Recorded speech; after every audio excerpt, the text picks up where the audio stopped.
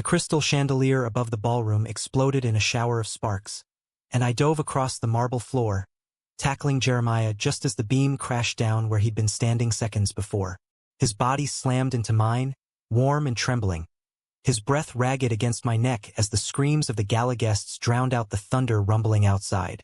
In that instant, with his heartbeat pounding against my chest like a war drum, I realized I wasn't saving a stranger. I was saving the one person who'd cracked open my armored heart, and in doing so, I just doomed us both. It was supposed to be just another charity gala at my family's sprawling Upper East Side penthouse, the kind of event where billionaires pat themselves on the back for writing checks that could feed a city block.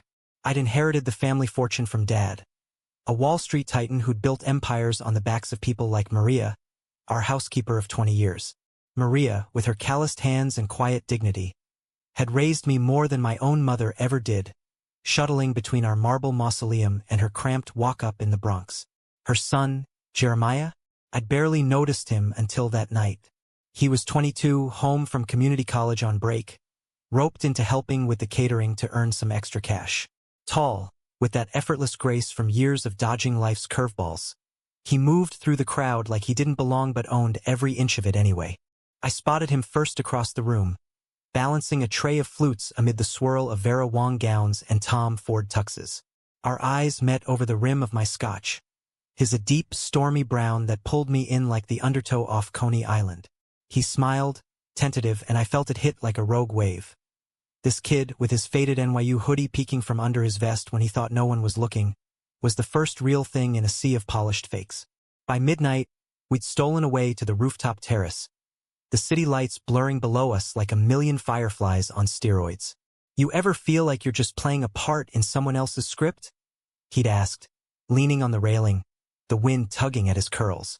I laughed it off, but damn if it didn't echo the emptiness I'd been nursing since coming out to my boardroom buddies last year, only to watch them nod politely and change the subject.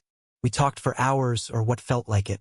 He told me about growing up in Maria's shadow, scraping by on scholarships and side gigs, dreaming of graphic design but settling for whatever paid the rent. I confessed the loneliness of board meetings and private jets, how money bought everything except someone who saw past the zeros in my bank account. His laugh was low and genuine, cutting through the fog of my bourbon buzz. When our hands brushed, accidental then not, I didn't pull away. Neither did he. By dawn, as the first light crept over the skyline, we'd kissed under the shadow of the Empire State Building, tentative and electric, like we'd both been waiting for permission our whole lives. That should have been the end of the fairy tale, right? Rich guy sweeps poor kid off his feet. Cue the credits. But life in New York isn't a rom-com. It's a knife fight in a phone booth. The betrayal started small, insidious, like the first crack in a dam. My best friend, well, ex-best friend now, Elliot, the silver-spooned lawyer who'd been at my side since prep school, caught wind of it somehow.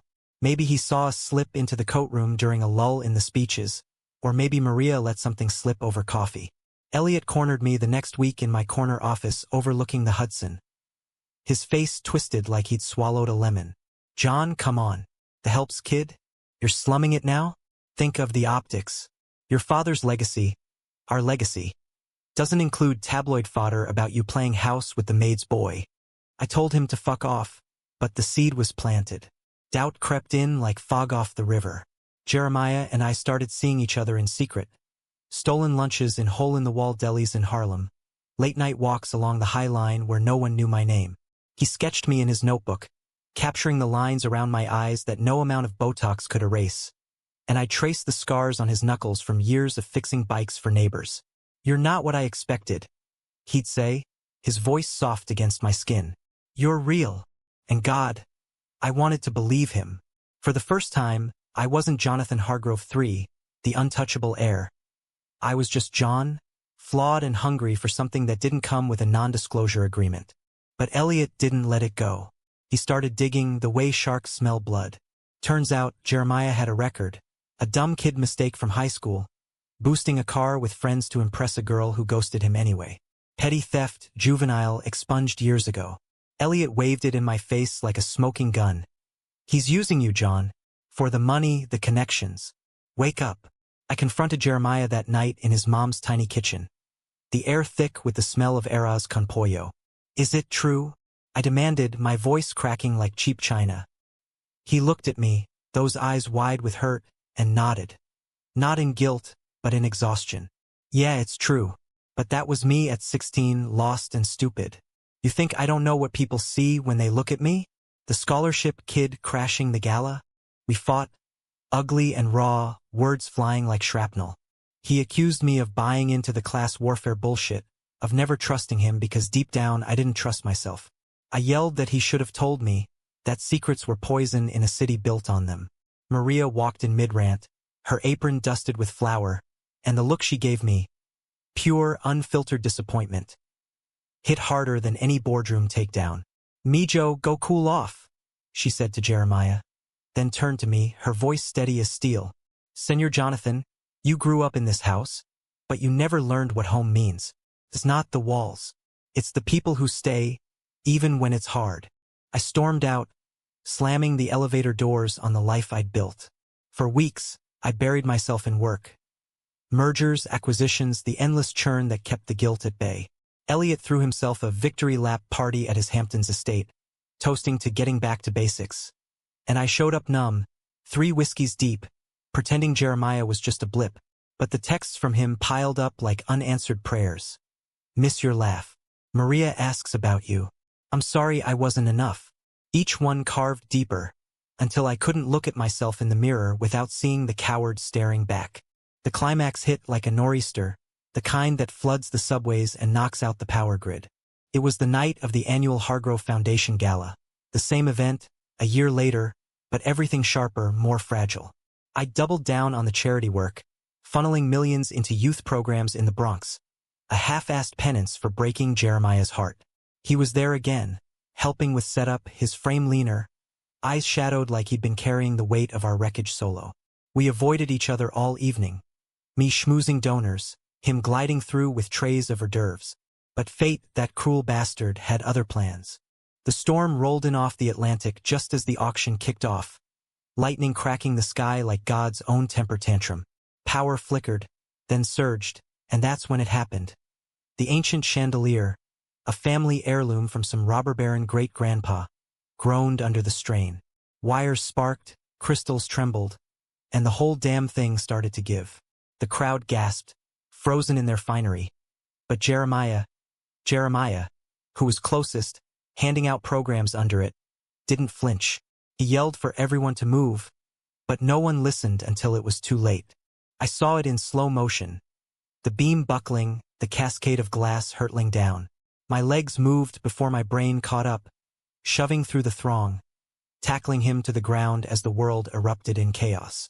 We hit the floor hard, his tray clattering, champagne fizzing across the tiles like spilled secrets. The chandelier smashed inches from us, shards embedding in the rug, the air thick with dust and the metallic tang of fear. Guests screamed, scrambling for exits, but I couldn't move. Jeremiah was beneath me, his chest heaving, a thin cut on his forehead trickling blood. You okay? I whispered, my voice breaking. He nodded, dazed, then pulled me closer, his fingers digging into my back like anchors. Why'd you do that? He murmured, tears mixing with the rain seeping through the busted windows. After everything? Because I love you, I wanted to say, but the words stuck like thorns. Instead, sirens wailed in the distance, and Maria burst through the crowd, her face ashen. She knelt beside us, pulling Jeremiah into a fierce hug, then looked at me. Not with anger, but with something softer, like understanding. You came back, she said simply, and in her eyes, I saw the boy I'd been before the money turned me hard. The aftermath was a blur. Ambulances, statements, headlines splashing across page 6. Hargrove Air's heroic Save Steel's gala spotlight. Elliot called the next day, his voice oily with false concern. Dramatic, John, but really him? Even after I showed you the dirt. That's when the real betrayal landed. Not his digging, but mine. I'd let him poison us. Let fear dictate instead of fight. I drove to the Bronx that afternoon, rain sluicing the windshield, and knocked on Maria's door. Jeremiah answered, wary, a sketchpad tucked under his arm. I'm done running, I said. the words tumbling out like a confession. Elliot's out. Fired him this morning. And the record? It's nothing compared to the man you are now. I was scared. Just scared of losing the only thing that ever felt like home. He searched my face, the storm in his eyes mirroring the one outside, then stepped aside. You think words fix this? They don't. But actions might. We talked. Really talked. For hours, Maria brewing cafecito in the background, her presence a quiet benediction. He showed me his latest designs, bold and unapologetic, visions of murals that could transform forgotten corners of the city.